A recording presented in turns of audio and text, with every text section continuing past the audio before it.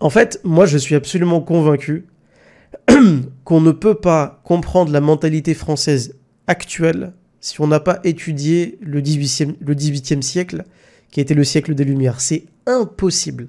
Impossible. Je veux dire, les musulmans qui parlent de blasphème, les musulmans qui parlent d'islamophobie, les musulmans... La genèse de cette islamophobie, c'est le 18e siècle, c'est les Lumières, justement. C'est vraiment le siècle où vraiment tout a commencé, cette pensée vraiment anticléricale. Il y avait déjà une pensée un peu anticléricale avant le 18e, mais elle s'est vraiment établie au 18e siècle. C'est vraiment le siècle qu'il a vu se banaliser, quoi.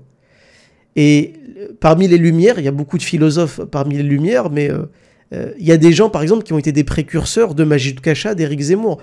Je l'ai même montré d'ailleurs avec un épisode de ma critique du livre d'Oukasha. Oukasha se serait inspiré de données Diderot. Diderot, c'était un encyclopédiste, il faisait partie des Lumières, en fait. C'était un encyclopédiste qui venait d'une famille très chrétienne. Il avait un frère, d'ailleurs, qui était très religieux, très chrétien, qui est peut-être même rentré dans les ordres, je sais plus, qui avait été ordonné, je sais plus. Mais en tout cas, qui était très religieux. Et Denis Diderot, lui, c'est quelqu'un qui, clairement, a abandonné sa foi. Et il est allé jusqu'à inventer des échanges entre un religieux et une femme non religieuse. Et son livre, c'était Discours philosophique avec la maréchale II. Dialogue philosophique ou discours philosophique avec la maréchale II. Et ça, là, des mecs comme Oukasha je pense, j'en suis quasiment convaincu, n'ont fait que pomper ce qu'il a fait. Vous taperez Oukasha plagiat, c'est l'épisode dont je parle, où je montre en fait des passages qui sont au-delà d'être similaires, qui sont quasiment du copier-coller. Parce que Oukasha, dans son livre, Il était une fois l'islam, il réserve tout un chapitre à une conversation totalement imaginaire entre un religieux complètement débile, qui connaît rien à rien, et un non-religieux qui lui connaît mieux l'islam que le religieux, qui a toujours la bonne réponse à tout, etc. Ça, c'est Denis Diderot, si vous voulez, qui a quasiment inventé le truc. Le fait d'inventer un espèce de discours imaginaire entre un religieux et une religieuse, enfin, entre un homme irreligieux et une religieuse, pour essayer de démontrer que les religieux sont de parfaits crétins, sont de parfaits imbéciles. Vous pouvez pas comprendre l'islamophobie actuelle et cette liberté de blasphémer si vous n'avez jamais lu le Marquis de Sade. Lisez Philosophie dans le boudoir du Marquis de Sade, vous allez vomir vos tripes, vous allez comprendre à quel point le Marquis de Sade, je vous rappelle comme ça au passage, pour votre culture, que le terme sadisme, le fait de prendre plaisir à faire du mal, vient du nom du Marquis de Sade. Et le Marquis de Sade, il fait partie des Lumières. Lui, il a passé la quasi-totalité de sa vie en prison. En tout cas, la moitié de sa vie en prison. Je ne vais pas exagérer, mais la moitié de sa vie en prison. Pourquoi ? Parce qu'il n'arrêtait pas d'être arrêté, parce que le mec, il écrivait des choses absolument abominables. Là, pour le coup, c'était vraiment des insultes envers l'Église, envers la foi. Il écrivait des romans pornographiques. Je me rappelle que Marlène Schiappa, c'était son taf, il y a peu. Écrire des romans pornographiques ou des romans érotiques. Aujourd'hui, on appelle ça érotique parce que ça choque moins. Mais le Marquis de Sade, lui, il écrivait des romans où il parlait de viol, où il parlait de scatophilie, d'urophilie.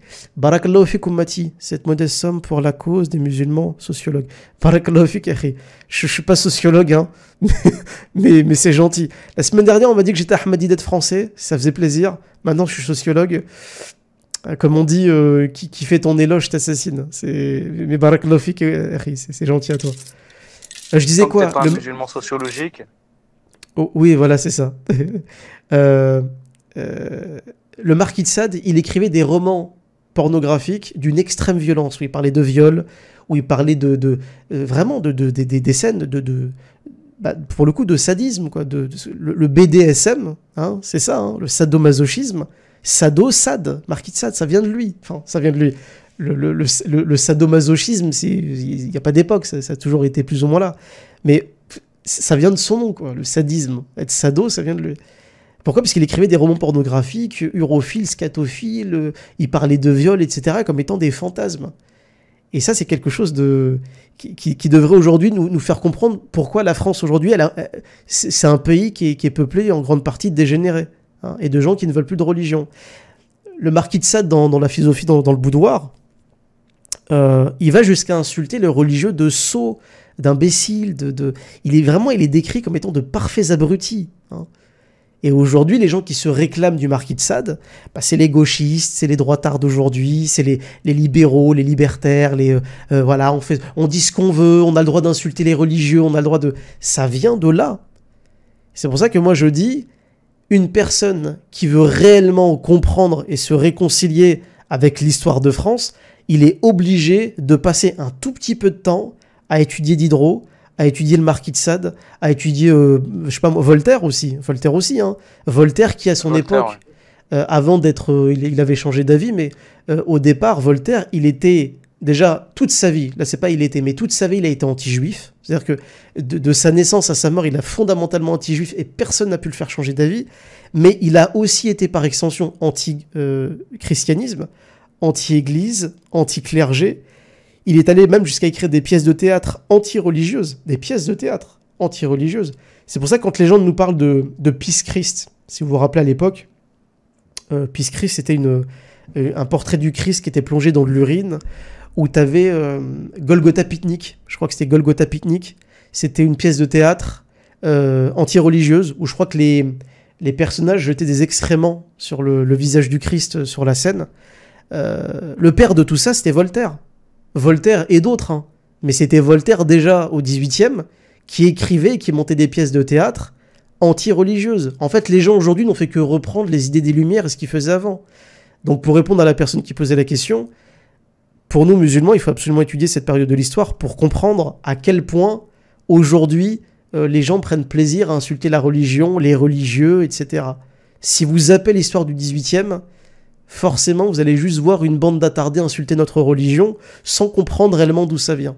Et croyez-moi que si vous faites ce travail d'étudier cette période de l'histoire et les travaux, entre guillemets, des Lumières, eh bien, vous allez être tout de suite beaucoup plus détendu, vous allez être en terrain familier, vous allez savoir d'où ça vient. Et lors d'un débat, vous pouvez mettre quelques punchlines dans la tête des gens assez sévères, en leur disant, voilà, vous n'avez rien inventé, toute la merde idéologique que tu as dans la tête, elle ne vient pas de ta liberté. En fait, c'est un long héritage complètement débile qu'on t'a inculqué dès l'enfance. Et ça aide à débunker, en fait, cette idéologie du blasphème, comme on l'appelle aujourd'hui, à tort et à travers. Et ça vous permet, vous, musulmans, de vous faire aussi une culture. Voilà. Vous voulez comprendre la mentalité d'un peuple, étudier son histoire, étudier ses pères idéologiques, et vous allez tout de suite comprendre pourquoi la France va aussi mal. Voilà. On le doit aux Lumières. Et comme l'avait dit Dieudonné, c'est pas des Lumières, c'est des LED. Je sais plus ce qu'il avait dit, il a voulu faire un jeu de mots, je crois. Et c'est l'obscurantisme, en fait. Les Lumières, c'est juste l'obscurantisme. Ah, j'aimerais juste dire une dernière chose. Excuse-moi, Gold. Juste une dernière phrase. Ouais. Parce qu'on va être honnête. Et moi, j'essaie toujours d'être honnête quand je parle d'un sujet. Dans ce qu'on appelle le travail des Lumières, il y a eu aussi du bon. On ne peut pas le nier. Il y a beaucoup de Lumières, par exemple, qui avaient condamné l'esclavage. Il y a beaucoup de Lumières qui avaient condamné ce mépris de classe, voilà, déjà de la noblesse à l'époque, mais aussi de la bourgeoisie vis-à-vis du petit peuple. Il y avait aussi cette critique-là.